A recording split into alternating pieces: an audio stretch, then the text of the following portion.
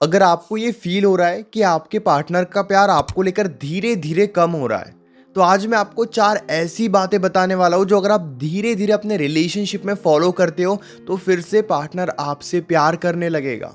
Partner की attachment आपको लेकर और ज़्यादा बढ़ेगी। नमस्कार दोस्तों, मैं हूँ श्रावण और आप देख रहे हो स्काइल। सबसे पहली बात, मीनिंगफुल कॉन्वर्जेशन।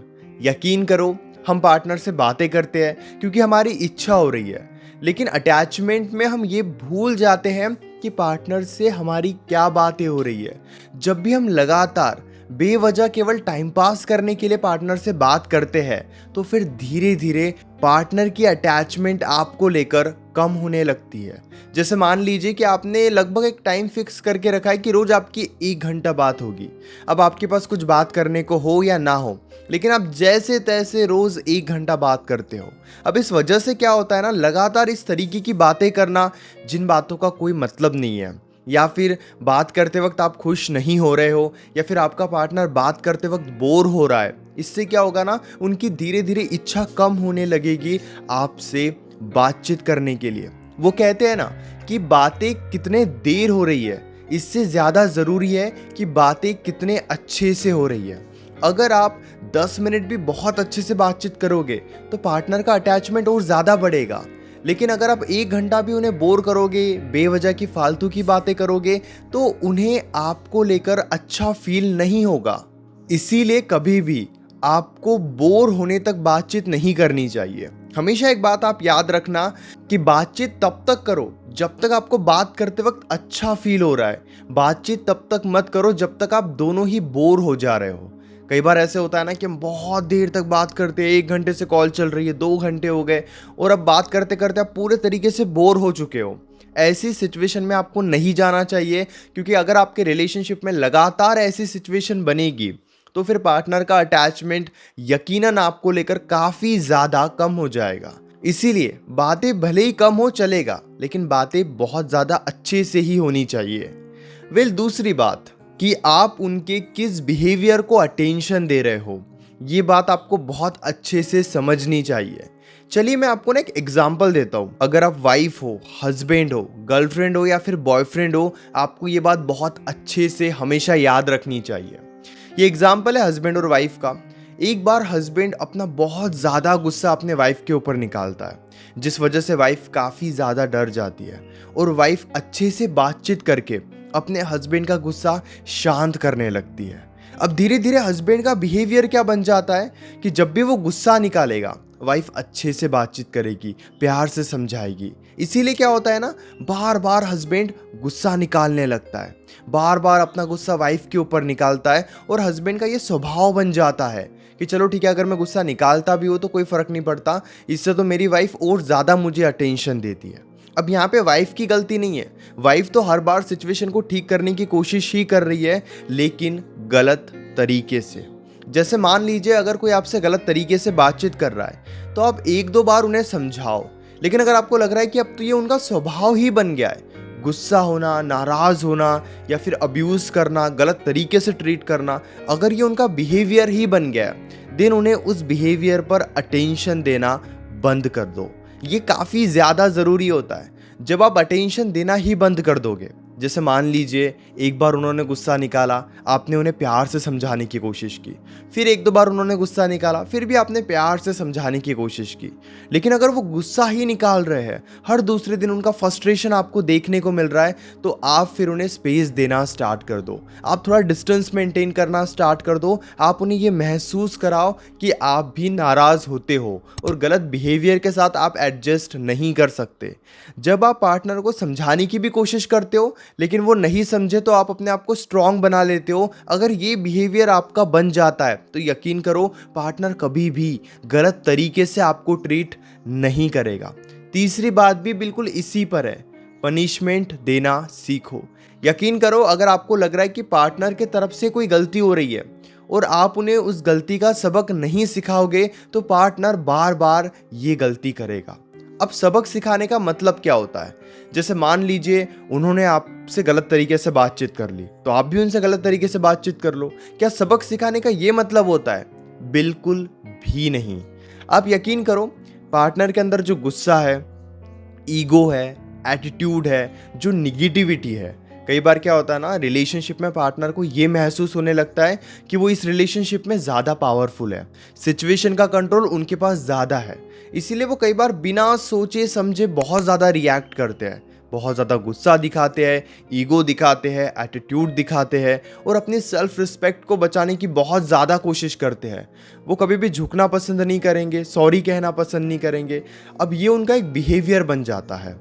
अब इस बिहेवियर में वो जितना भी गलत करे, कभी गलत तरीके से उन्होंने बातचीत कर ली, तो आप उन्हें उस सिचुएशन में सबक सिखाओ। और सबक सिखाने का ये मतलब होता है कि आप उन्हें ये बोलो कि इसमें उनकी गलती है, और ये बोलने के बाद आप उन्हें थोड़ा स्पेस दे दो ताकि उन्हें वो गलती बहुत अच्छे से समझ में आए। जैसे मान लीजिए बातों ही बातों में मैं आपको ये कहता हूँ कि यार आप तो बड़े बेवकूफ़ हो, बहुत बड़े स्टूपिड हो, लेकिन आप कह रहे हो कि श्रवण प्लीज़ मुझसे ऐसे बात मत करो। तो अब यहाँ पे क्या हो सकता है, या तो मैं सॉरी कह सकता हूँ कि सॉरी, आई एम सॉरी, मुझे ऐसे बात नहीं करनी चाहिए थी, या फिर मैं आपको ये कह सकता हूँ कि आप ऐसे कैसे बोल सकते हो, मैंने तो नॉर्मली बोल दिया था।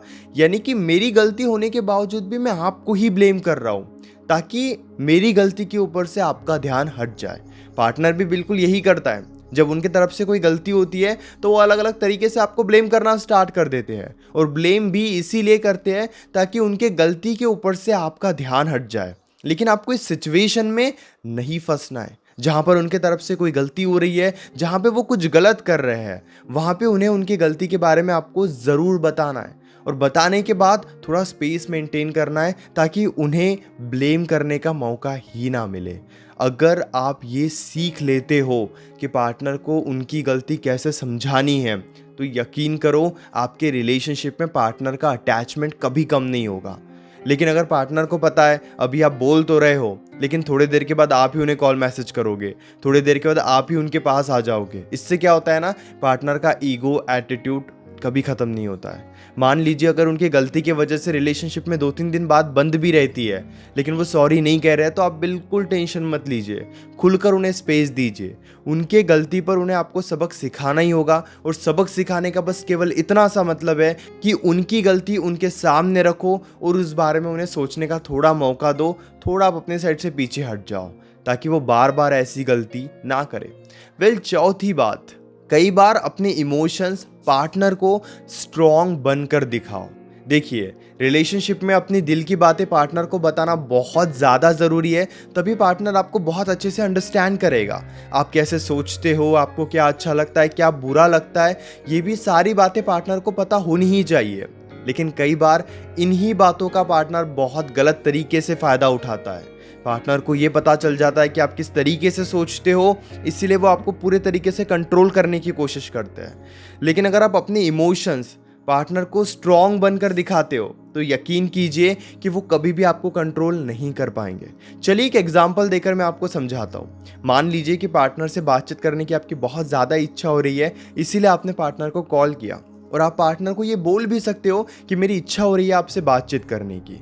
लेकिन अगर पार्टनर बिजी है, पार्टनर बात नहीं कर रहा है, या पार्टनर थोड़ा भी इग्नोर कर रहा है, तो कॉल कट करने की हिम्मत भी रखो। ये भी शो करो कि ठीक है, मेरी इच्छा तो हो रही है, लेकिन अभी अगर आप बिजी हो या फिर इग्नोर कर रहे हो और बात नहीं भी होगी तो भी चलेगा। इसे कहते हैं अपने इमोशंस को स्ट्रॉन्ग बनकर प्रेजेंट करना। जब आप ये करने लगते हो कि आप अपने दिल की बात उन्हें बता तो रहे हो, आप अपने इमोशंस शो तो कर रहे हो, लेकिन बहुत ही ज़्यादा समझदारी से, जब आप इस तरीके से अपना बिहेवियर बना लेते हो, तो यकीन कीजिए पार्टनर आपकी कभी भी डिसरिस्पेक्ट नहीं करेगा। कई बार हम जिद में आ जाते हैं, या फिर हमारी अटैचमेंट हमारे ऊपर हावी हो जाती है कि मेरी अभी इच्छा हो रही है बातचीत करने की, तो मुझे बात करनी ही है। और जब पार्टनर बात नहीं करता है तो फिर हम रोकर, परेशान होकर बातचीत करने की कोशिश करते हैं, उन्हें अलग अलग तरीके से समझाने की कोशिश करते हैं, जो कि बहुत ही ज़्यादा गलत है। आपको बिल्कुल भी ऐसा नहीं करना है। अपने इमोशंस कॉन्फिडेंस के साथ पार्टनर के सामने रखो। अगर बात हो रही है तो ठीक है, जो भी आपके मन में चल रहा है आप बताओ पार्टनर को। ऐसा नहीं कि हर दिन ही बता रहे हो, बीच बीच में अपने इमोशंस दिखाओ, लेकिन उन्हें ये भी महसूस कराओ कि आपकी इमोशंस आपके लिए बहुत ज़्यादा ज़रूरी है। जैसे मान लीजिए अगर मैं आपको ये कह रहा हूँ कि कल इवनिंग में आप फ्री रहना, मैं आपसे मिलने आ रहा हूँ। अब इसमें क्या होगा, मैंने ये शो कर दिया कि अब मेरी एक्साइटमेंट है कल आपसे मिलने के लिए। लेकिन मान लीजिए कल अगर आपने प्लान कैंसिल कर भी दिया, या आपने ये शो कर दिया कि नहीं मेरी तो कोई इच्छा नहीं है मिलने की, या आप मुझे कल बता रहे हो जब हमारा मिलने का प्लान हो रहा है। मान लीजिए अगर मैं वहाँ पर रिएक्ट करता हूँ कि आपने ऐसे कैसे प्लान कैंसिल कर दिया, मैंने तो इतने टाइम से मैं वेट कर रहा था, मैं तो फ्री हुआ था, मैंने तो प्लान भी बना लिया था, अब आपने क्यों कैंसिल किया। जब मैं इस तरीके से आपको शिकायत करूँगा, आपकी शिकायत करूँगा आपसे, तो यकीन कीजिए इससे क्या होगा, आप मुझे और ज़्यादा इग्नोर करोगे और हो सकता है आने वाले टाइम में आप मुझे ज़्यादा इग्नोर भी करो। लेकिन उसके बदले में आपको ये कह दूंगा, यार मैंने तो प्लान बना भी लिया था, मैं तो बहुत ज़्यादा एक्साइटेड भी था, बट चलो ठीक है, अगर मिलना नहीं हो रहा है तो भी चलेगा।